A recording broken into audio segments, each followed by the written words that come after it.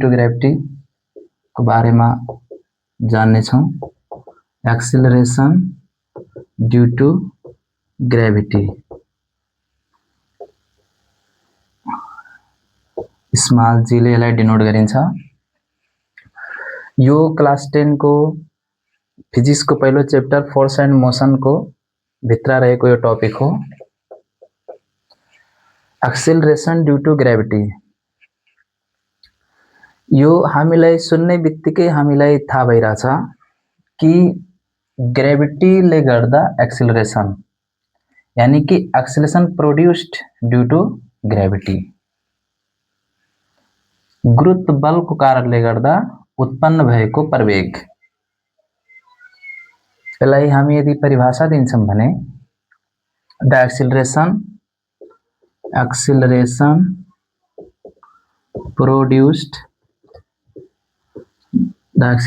produced in a freely falling body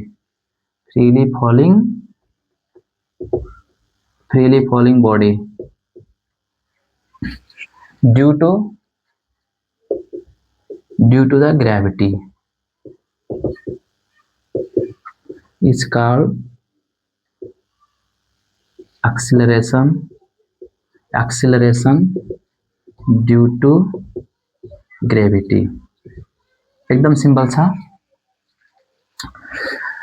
gravity को कारणले acceleration यानी कि the acceleration produced in a freely falling body due to gravity is called acceleration due to gravity. यानी कि कुनै body स्वतन्त्र रूपले यदि खस्दै आइराछ अनि त्यो बॉडी में ग्रेविटी को कारणले गर्दा यदि एक्सिलरेशन प्रोड्यूस्ड भइराछ भने त्यसलाई हामी एक्सिलरेशन ड्यू टू ग्रेविटी भन्छौं। यो acceleration due to gravity small g बाट डिनोट गरिन्छ। Small g denoted by small g. Acceleration due to gravity is denoted by small g. अनि त्यसपछि यसको एसआई यूनिट को कुरा गरौं भने एसआई यूनिट स्मॉल जी को तो यो मीटर पर सेकेन्ड स्क्वायर ले जनाइन्छ। अब त्यसपछि यदि हामी कुरा गर्छौं कुनै प्लानेट सैटेलाइट कुनै हेभेनली बॉडीज को तो तिनीको आफ्नो अलग एक्सिलरेशन ड्यू टू ग्रेविटी हुन्छ। अब हामी आफ्नो ग्रह यानी कि अर्थ को बारे में यदि कुरा गर्छौं भने हाम्रो अर्थ एकदमै गोलो त छैन। त्यसपछि यो हामी मानम कि अर्थ को सेंटर भयो अनि यो पोलर डायमीटर एंड यो इक्वेटोरियल डायमीटर यानी कि यो इक्वेटर लाइन भयो अनि यो पोल भयो।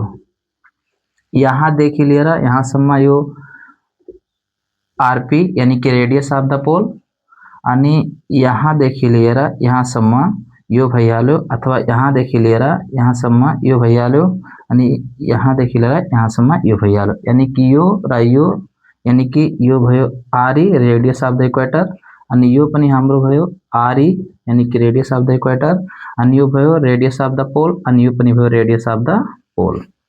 अब सेंटर में यदि हामी स्मॉल जी को कुरा गर्छौं भने सेंटर में स्मॉल जी को भ्यालु 0 हुन्छ। यो थाहा राख्ने at the centre of the earth the acceleration due to gravity is 0। अनि पोल में कुरा गरौं भने यो पोल में हाम्रो स्मॉल जी को भ्यालु हुन्छ 9.83 मीटर पर सेकेन्ड स्क्वायर। यो पोल में भयो यानी कि एट द पोल हैन acceleration due to gravity is 9.83 metre per second square. अनि इक्वेटर में यदि हामी कुरा गरौं भने small g equal to 9.78 metre per second square means the acceleration due to gravity at the equator is 9.78 meter per second square। Is surface में हाम्रो 9.8 metre per second square मानिन्छ। यो भयो सरफेस में यानी कि स्मॉल जी को भ्यालु सरफेस में 9.8 मीटर पर सेकेन्ड स्क्वायर यो हाम्रो भइहाल्यो सरफेस में। अब एउटा क्वेशन यहाँबाट आउँछ कि small g equal to 9.8 metre per second square छ तो इसको मतलब के व्हाट डज इट मीन? यो पनि एउटा इम्पोर्टेन्ट एज अ क्वेसनको रूपमा छ। यहाँ हामी के भन्न सक्छौं भने it means that the velocity of a freely falling body हैन towards the earth increases by 9.8 metre per second in every second। यानी कि इसको आंसर हम यहाँबाट दिन सक्छौं it means that the velocity of the freely falling body towards the earth increases by 9.8 metre per second in every second।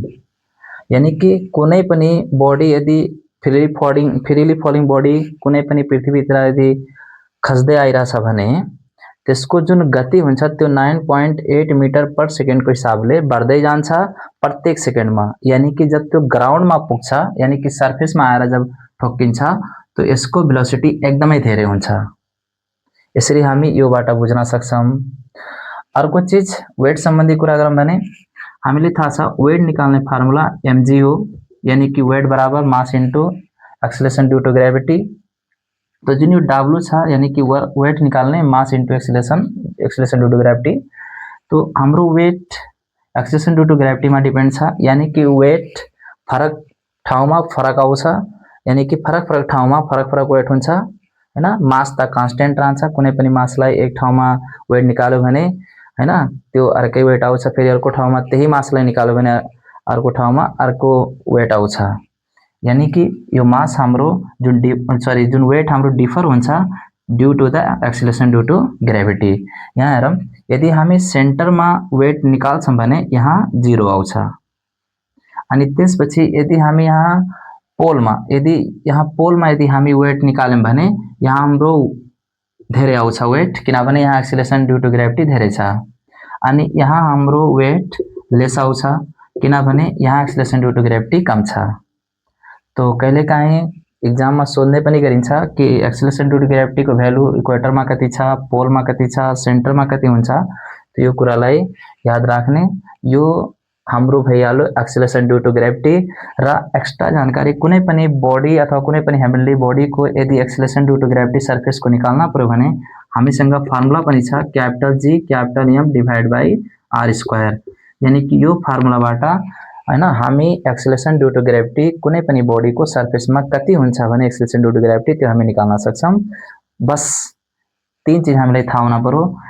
Is capital G को value यानी कि यूनिभर्सल ग्रेविटेशनल कांस्टेंट को मान जुन कि 6.67 × 10⁻11 न्यूटन मीटर स्क्वायर हैन पर KG square हुन्छ यो कैपिटल G। अनि जुन बॉडी को निकाल्ने हो त्यो बॉडी को मास यहाँ राख्ने अनि त्यो बॉडी को रेडियस यहाँ राखेर उसको स्क्वायर गरेर सल्भ गर्दिने अनि एक्सेलरेशन ड्यू टू ग्रेभिटी हामी पाइहाल्छौं। आजको लागि यति। यो क्लासमा स्क्रिनशट पनि लिन सक्छौ। This is very important.